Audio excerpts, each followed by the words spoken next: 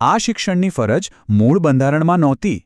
તેને વર્ષ 2002માં 86માં બંધારણીય સુધારા દ્વારા ઉમેરવામાં આવી. આ નંબર અને વર્ષ બંને ખાસ યાદ રાખજો. તો આ ફરજ શું કહે છે? એવું કહે છે કે દરેક માતાપિતા કે વાલીની એ જવાબદારી છે કે એ પોતાના 6 થી 14 વર્ષના બાળકને ભણવાની તક આપે. આનો મુખ્ય હેતુ એ જ છે કે દરેક બાળકને શિક્ષણનો અધિકાર મળે અને બાળમજૂરી જેવી સમસ્યાઓ જડમૂળથી દૂર થાય. આ સ્લાઇડ પર બહુ જ અગત્યનો તફાવત બતાવ્યો છે, એને બરાબર સમજજો.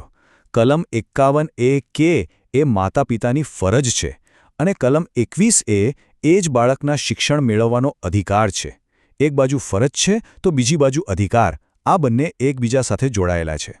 અને આ ફરજ પૂરી કરવી એટલે શું? બસ આટલું જ કે બાળકને સ્કૂલમાં દાખલ કરાવવું અને એ ધ્યાન રાખવું કે તે રોજ સ્કૂલે જાય. આ ફરજનું પાલન કરવાનું સૌથી સારું ઉદાહરણ છે.